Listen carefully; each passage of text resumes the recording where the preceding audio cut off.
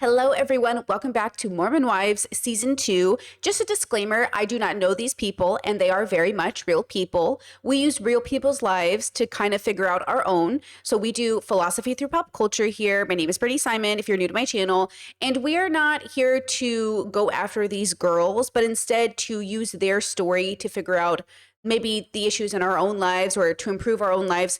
We want to practice sort of an applied philosophical perspective, not applied philosophy, which is its own category of philosophy, but to apply the philosophical tools we learn to our own lives. So again, these are real people and they deserve to be acknowledged as such. And we're just so lucky that real people put themselves out there so we can better learn about our lives. Okay, with that said, let's see what happens this season 2. And if you guys missed my season 1, I do have the playlist available. I'll link it in the pinned comment and in the description, and you can see how we reviewed season 1 before jumping into season 2. Okay, let's get started. And I'm so excited to be here with all the girls and just enjoy a fun influencer event, Western themes. So dressing up for this event is the perfect way to kick off one of my favorite holidays, which is Halloween. Okay, so the girls are doing an influencer event in which they are cowboys for a Halloween event. Fun fact, I did not know Mormons celebrated Halloween, but apparently they do.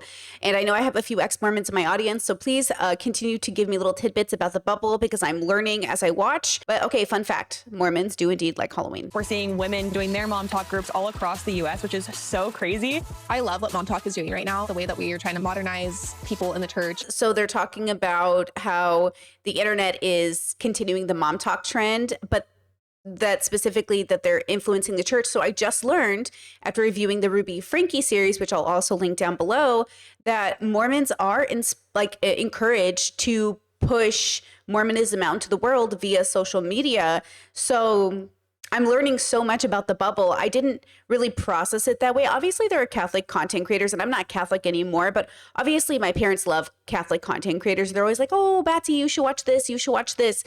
Obviously, I'm an atheist, but I do find that really interesting because now I look at content creators a little differently, knowing that they are not just to share their lives, but to push a religion.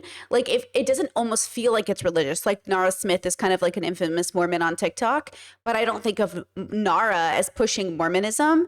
But yet, because she's so famous and so out there and her relationship is so admired, she is showing sort of like, oh, you want to be like Nara Smith? Be Mormon. And that encourages people to join the church. So I just think that's really interesting. We've helped move the needle in the way that Mom Talk intended to when it comes to the patriarchy. Ooh, I just love that idea that she's like, we move the needle when it comes to the patriarchy. Anytime a minority person, especially, engages with religion that is patriarchal, it always makes me raise an eyebrow. You know it, whether you're gay or black or a woman, like what are you doing in these patriarchal religions? But if I'm not mistaken, the Mormon church is not very excited about their content. With the church, we'll say, we ruffle our feathers. See. I do think the church had an issue with Mom Talk trying to break the patriarchy. We weren't bashing the church or talking about it negatively. We were just shining a light on the things that do need to change. Is this whole season going to be like these women are smashing the patriarchy? You know how you can smash the patriarchy, ladies? By leaving your patriarchal religions. Just a thought. And it's interesting because I hear from religious people, you know, our religion upholds women, our religion encourages women, our religion, you know, admires women for sure on a spectrum. And yet it ultimately still puts them as second-class citizens. So what are we really talking about? Whitney. Whitney was deemed kind of the villain, and she earned every bit of that title. She has upset every single person in the group. Whitney is no longer a part of Mom Talk, and rightfully. Oh, okay. So Whitney was the villain of last season. It's weird that you want to like Whitney, but obviously there's a confusion there. I'm not really picking sides. Obviously, I'm just an observer from an outside bubble. These are real people. I know that. So when I say like, oh, I don't know about Whitney, obviously I know this is a real human being. So we're not really talking about the conscientious, like the consciousness that is Whitney, right? But I will say that Whitney was edited, or at least appeared to be very villainous in a sense, not like the worst person on the planet, but you know, she's got problems. And at the same time, I can see that because she has those problems and issues with her husband and his problems, that there is going to be a space, like a need for growth and therapy and all the other good things. I think the girls were just done doing the emotional labor for her when she wasn't there to reciprocate it. And I think that's really important. Like, You can have a friend group where somebody has problems, but if you always have problems and you're never there to help solve other people's problems, you're just going to become a drain, right? So when she's the one that removed herself from the group. And she didn't remove herself from the group for the benefit of the girls. She did it as a way to say, like, I'm better than you. You're horrible. You guys are the worst. I'm better than you. So it wasn't even, I think Whitney has a problem putting down boundaries. And then she doesn't know where her values lie. And so she just kind of, maybe even in a neurodivergent way, I don't know, but she gets this like, almost like a PDA reaction where she's like, blow it all up, destroy it. I'm going to leave. But you never know. Again, there is a difference. And this is where I would give Whitney an opportunity to deconstruct her own actions, right? Are you neurodivergently experiencing some sort of mental trigger that leads you to wanting to destroy everything to start again? Or are you actually like stonewalling people and being sort of narcissistic in a less psychological capital N way and more narcissistic high ego in a small kind of N way? Not NPD, but maybe are you just being so egotistical, so focused on yourself that you're not really examining how you've impacted this whole group of people? Like, it's not just one or two people who have an issue with you. So, how does it feel to be pinned as the villain? I think everyone's pissed because I haven't apologized for leaving Mom Talk, and especially with me saying like, good luck without me, like, oopsies. Do you have any Oopsies. Oh, look at Taylor and Taylor Lautner. Oopsies. That's the thing. Like, oopsies, Whitney? regrets? No, I think if there was, then I would probably say it to them. So she's doubling down, which is also very frustrating. No one owes Whitney anything when her behavior is the way that it is. Exactly. He's a little bit of a narcissist.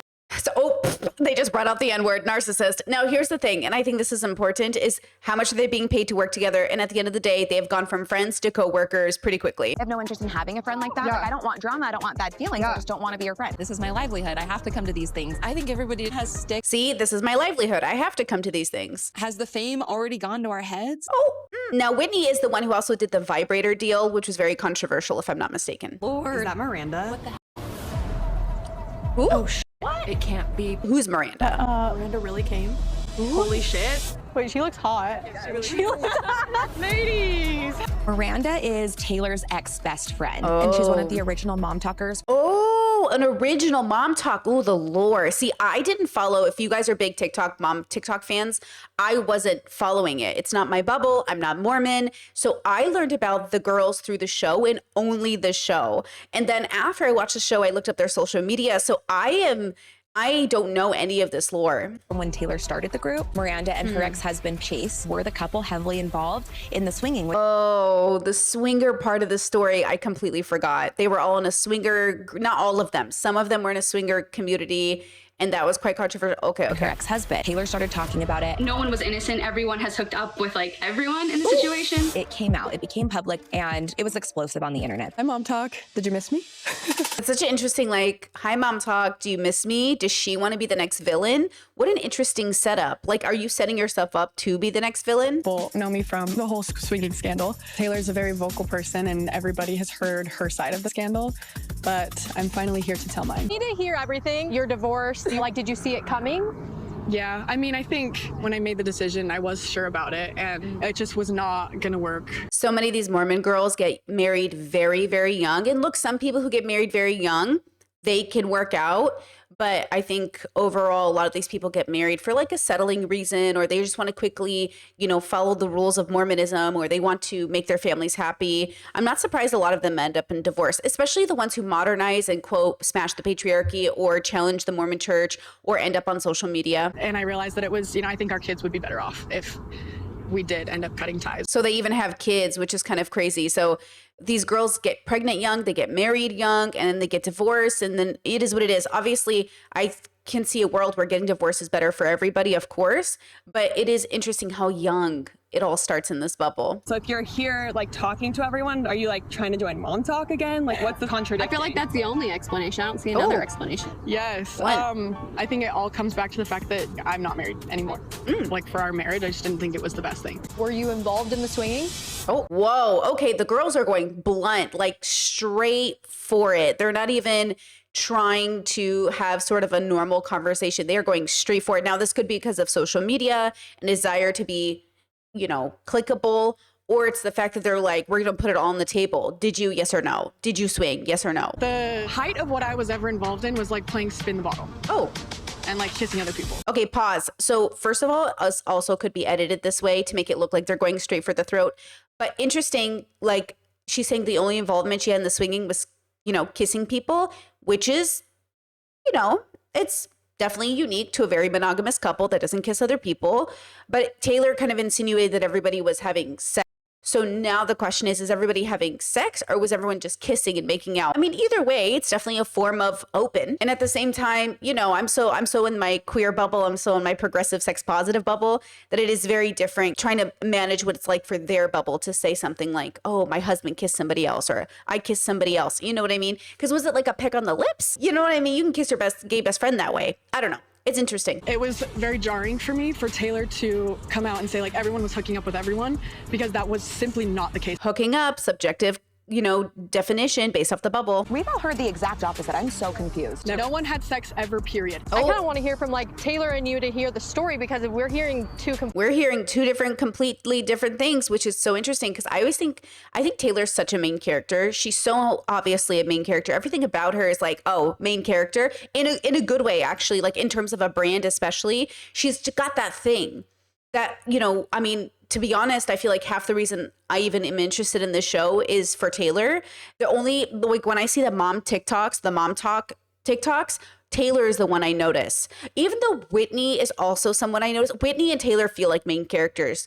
So it is kind of interesting why that, I was like, why is that? Is it just because they put themselves there? Or is there something about them that just makes them, I notice them?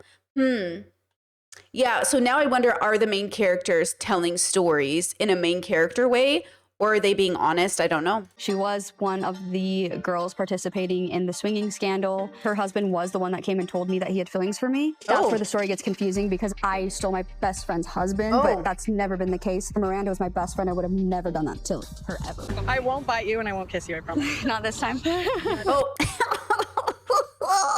It's a bit funny, isn't it? It's kind of funny. clarify that. So you guys kissed. Like you're asking if we have? Dakota was involved with the girl during our early dating. He swore that nothing really had happened besides kissing, and then he finally came forward after all this time saying that there was more to that story.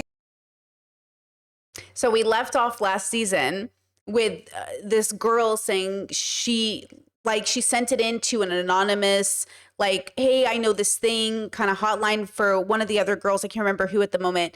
And then Taylor got told, and then this whole thing blew up. But I don't like Dakota, and I think a lot of people don't like him. And I told you guys when I first watched the show, like, this is not a high compatibility partnership. This is proximity dating. This is good enough. This is the chemistry is good. This is the sex is good. This is not real partnership. And then it gets frustrating because Taylor has a baby and Dakota and her have a baby. And that's frustrating because it's like, why are you guys having a baby when one, Taylor's already divorced with children, and two, you guys are having problems? You know, why bring another, you know, being into the universe when you're not prepared for, but you know. My relationship with Zack, it's been a few months of straight hell since Vegas. So since Vegas, when Zack blew up on her, he's allowed to gamble, but she's not allowed to go out to Chippendales, even in the back room. If you guys don't remember, like I said, I will link the first season down below. You guys can see our original reaction to that. But I was so frustrated with this. I'm so upset for her. I kind of hope they're heading for a divorce. And it sucks to say that. It sucks to look at a bunch of young women with children and say, I hope you all get divorced.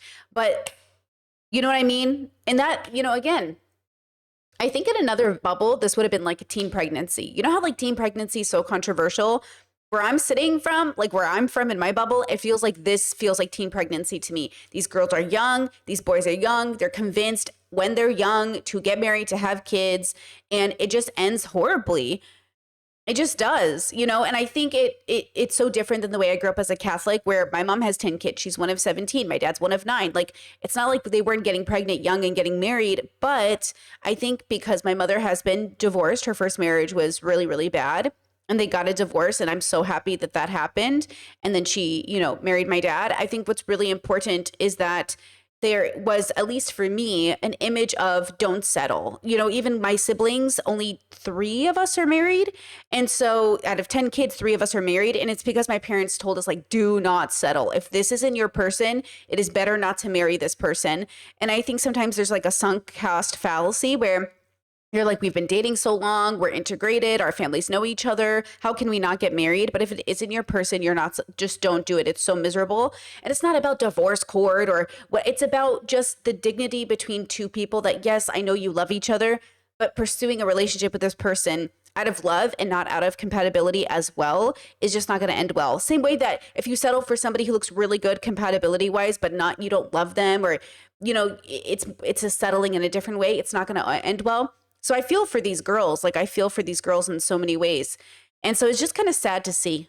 I think it's just sad. Today, Zack asked if he could come down to Utah to talk to me. Ugh. I was pretty firm about us being separated so I can figure out what I need and just what's best for our relationship. Then Zack got accepted to Arizona. We ended up moving to Arizona. Things for Zack and I continue to be pretty rocky.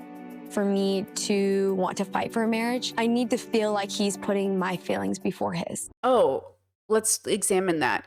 To fight for a marriage, I need to know I gotta rewind that. My feelings before his. I need to feel like he's putting my feelings before his. What? No, ew. Ugh. Okay.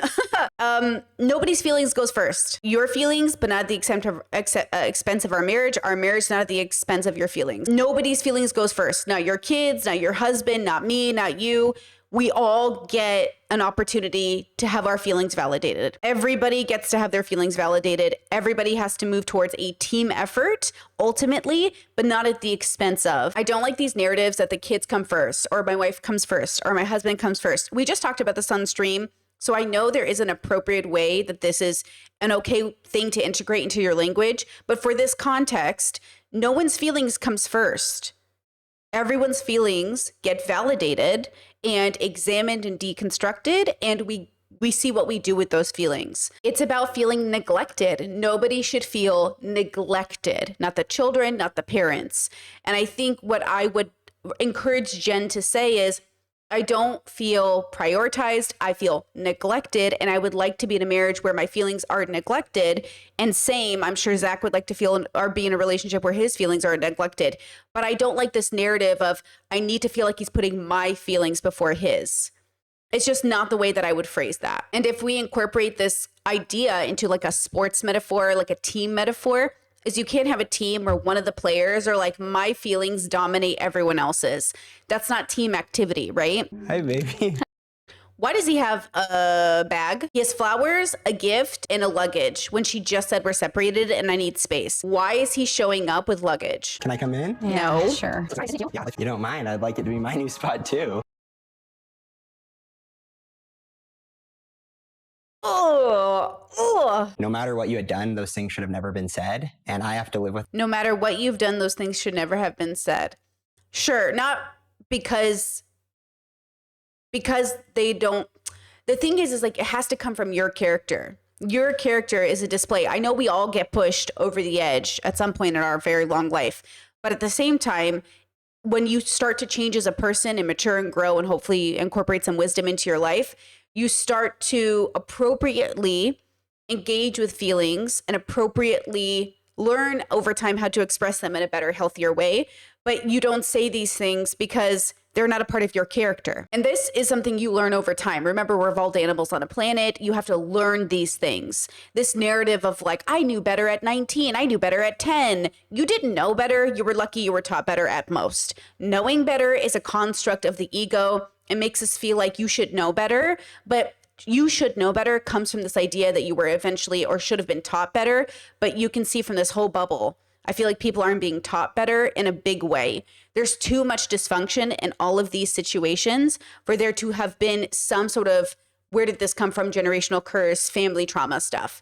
And so again, I'm curious about Zack's dynamics with his parents, that he had the audacity to speak to her, Jen, with the venom that he spoke to her in last season. I want to prove to you that I love you. I want to prove to you that I love you, so I'm going to violate your separation desire and show up unannounced with luggage. Listen to people when they tell you who they are. And that like, I am a good husband, I am a good father. I want to fight for a marriage, and that's why I'm here. And I understand some people will see this as fighting for his marriage. He showed up, but sometimes fighting for your marriage is reminding your partner that you do value their consent. You see where they need a boundary, and you're appropriately giving them space. So let's see how Jen reacts to this, because this is going to set into motion what she is also signaling to him. If she lets him stay, then she's once again violating her own boundary. And this is why I say, make sure you do not give people ultimatums. Make sure you set down boundaries. Hey, I love you.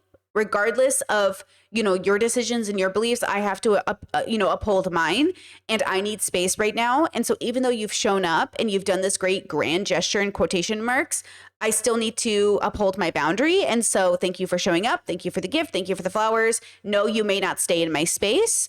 And I understand this might be hard for you to understand, but I'm going to need you to get to the point where you can understand it. And I hope you have luck finding lodging, right? It's not about giving an ultimatum and saying, you better do this or I'll leave you. It's saying, regardless of what you do, I still need to do this thing.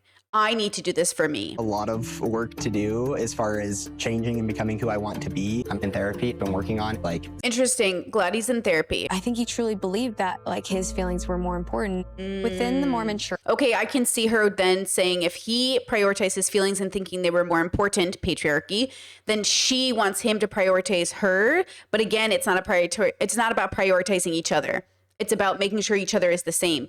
I don't put my partner's feelings above mine. I put my partner's feelings as important as mine. Do we see the difference? My partner's feelings are as important as my feelings. That's they're not above, they're not below. They are the same. That's the thing. My kids would be the same.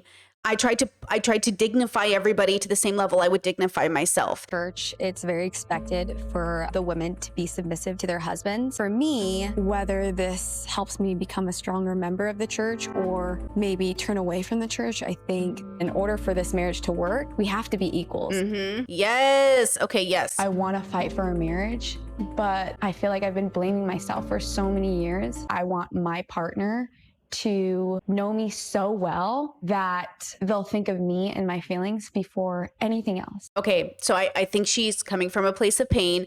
She says, I want my partner to think of me and my feelings before anything else.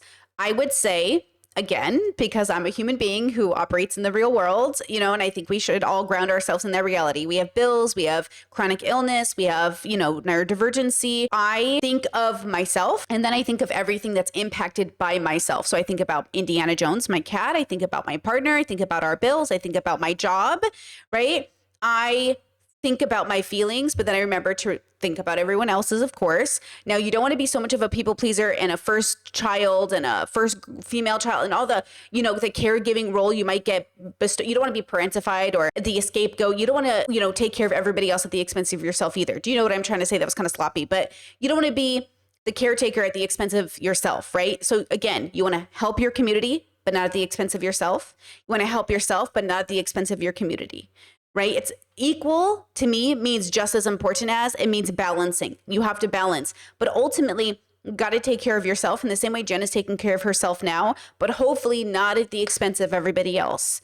And I think she's doing a pretty good job of it so far. I'm seeing a lot of learning to put down boundaries and saying, this is what I need. The issue I take is just maybe I'm being pedantic, but is the way that her language is being used, but that's okay. That's something that she'll probably, make better as she ages, right? And anyone who doesn't respect that, they're not going to be a part of my life. Love that. I love that she said anyone who doesn't respect what I need isn't going to be a part of my life. She's not saying Zach's not going to be a part of my life. She's not saying you are the problem. She's saying this is what I need, and I need somebody who fits into that. This is a distinct difference I made in my dating when I was in my 20s and messy versus when I was in my 30s and courting. In my 20s, I thought we had to mold to be with each other. But in my 30s, we don't mold to be with each other. Instead, we're so high compatibility that we don't have to change to be with each other because we're already great together as we are. And then now we grow together in the same direction. So I remember dating in my 20s, and I remember dating this person, and I would say, this is the kind of partner I need. Do you think you're this person? And they'd say, well, I can become this person for you. And I'm like, no, that's not what I want, because I know you're just going to fake it. And then when we get married, you're going to default to who you are. And then we're going to be in a miserable marriage. Versus the person that I did marry, I love them for who they are. I like them for who they are. I like them. They're a great person. I like spending time with them. I don't need them to change who they are to be with me, because who they are fits with who I am. And so we can grow together. And so it was really nice to say to this person that I married, you know, hey, I'm interested in this kind of a partner. I'm looking for this kind of a person. Do you think you're this kind of a person? And again, instead of lying or over promising or faking, it was like, this is the way that I am this person. Here's the way that I might not be this person. Can we make this work? Because remember, we don't compromise on values. We compromise on who does the dishes. These are different things. Do not compromise on your values. Even if I were to have gone to Chippendales, danced with those men, I'm still the mother of your children. I'm still your wife. Do you know what I'm saying? Well, it's interesting because I think this is why you have to sit down and talk to your partner about consent. You know, if it is going to be an issue in their relationship that she goes to Chippendales, then they're not compatible. And I say this as a person who, during my courting period with my partner, example, I'm naked on the internet. I've been in nude parades. I've done nude protests. I'm a big fan of, you know, deconstructing the way we feel about nudity in our body. And I told my partner, I would like to be naked for the rest of my life. I'd like to do nude art, maybe even more protests in the future. I would like to be free in how I express myself. Are you open to that? Because I was looking for a partner that was okay with it, that wasn't going to be ashamed, that understood it, that understood what I was doing. And so, you know, these things are very important. If I dated somebody who was like, well, after we get married, I expect you to put clothes on, I'd be like, oh, we're not compatible. It's okay if you marry somebody who would prefer for you to have clothes on because you too agree to put clothes on, but like, I'm not interested. It goes back to this TikTok we reviewed on stream the other day where a woman was upset that a woman was at the beach in a thong bikini. Yeah, I'm not upset that people are going to the beaches in thong bikinis or Speedos, or I live in Croatia now, so if they're topless beaches, like, I'm not upset about it. But if you're somebody who's upset about it, you should probably be somebody else who's upset about it, because some of us are just chilling. And this is where I think a lot of marriages, people aren't having those conversations because they think it's not a big deal. Trust me when I say this, it's a big deal. It's a big deal, and you should talk about it. I'm choosing mom talk. Okay, she's saying I choose mom talk, and if I want to go to Chippendales, I want to go to Chippendales. I think she needs to also sit down and say, what are my values? What do I believe in? And what do I want? Because I don't think she knows yet, which is fair, because she probably hasn't had time to think about it. But this is where I would tell her, Jen, what are your values? What do you really want out of life? My feelings towards mom talk haven't honestly completely changed, but I feel like a lot of our marriage, I've made it about me and the things I want to do, and you've kind of just supported me in that. I don't know what I'm going to do with my life, to be honest. Yeah. But I'm here to support you. Interesting. So he put a leave in for medical school, and though he's being honest and saying his feelings haven't completely changed on mom talk, he wants to support Jen. I don't think this is her person, but I can see that in his mind, this is an attempt to make it work, which I'm assuming him and his therapist talked about, which is why he's showing up this way. You're willing to give me a chance? Like, that's all I'm asking for? Yeah, the issue with this is that he showed up. He should have asked her on the phone.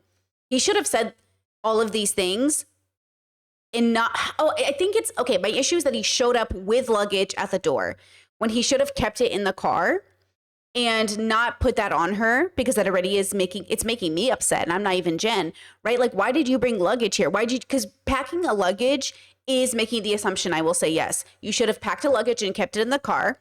And at this point mentioned, if you would like, I would love to stay with you. If not, that's okay. I can find another place. But he's not doing that. He arrived, said, this place is so cute. I would love to make it my own place. And that puts her in a weird situation because now he's the one making the grand gesture. He's the one showing up. And now she's going to be the bad guy who says, I still don't want you to stay here, but I want to see you make an effort. And he's like, but I left medical school for you. I moved from Arizona to Utah for you. I did all of these things for you. Do you know what I'm saying? He's not quite getting it. For now, I'm just focusing on us. Like, I need someone right now. Well, I'm here. I know, but you've been a dick to me.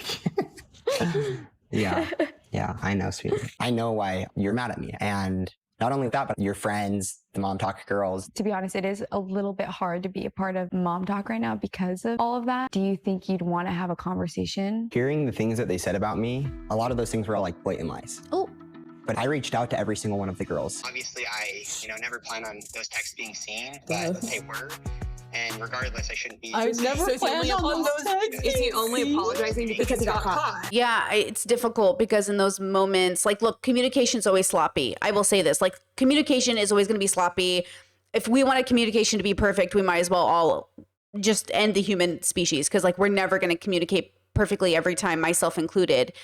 but it does feel a little bit like he's saving his own skin versus like deeply, deeply understanding, which is going to cause an issue. And I think, like, again, this whole display, he said his actions speak louder than his words, which is the problem. I'm looking at your action and it's not good for you, bro. Obviously, you can't change overnight. I think this is going to be a long journey. I definitely have a lot of expectations for him this time around, and there's going to be some boundaries and guidelines moving forward. I'm trusting you that you can show up. Damn, she's going to let him live there, I guess. Okay, so she put down a boundary. He crossed the boundary. She let him cross the boundary. She's letting him stay. It either wasn't that hard of a boundary or maybe it should have been, but I do think this is the mistake a lot of people make. He's not deeply understanding why she needed space. She's not deeply understanding why she even needed space. Meaning you won't talk over me, but meaning you'll hear me out, meaning you'll understand and validate me, meaning that you will generally think of me and my feelings before your own feelings, which I don't think this is I don't think she has the healthiest perspective, but I mean, why would she? She's been in an unhealthy lifestyle, relationship, family dynamic for all of these years. And she doesn't know how to be healthy yet. But that's what I need. That's what I want. Every woman deserves that. Yeah, these aren't my values. This is not how my relationship works. But I mean, different bubbles.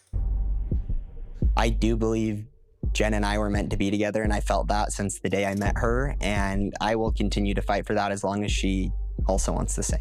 I think a lot of people who are raised in the church are raised in a particular way. I'm not currently going to church. Oh. He stopped going to church. And I'm hoping moving forward that we can just be a little bit more authentic to ourselves. Can I have a hug?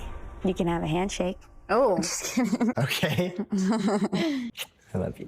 Hey, what are you gonna do? What are you gonna do? Well, at least we're not going through what Dakota and Taylor are going. Damn!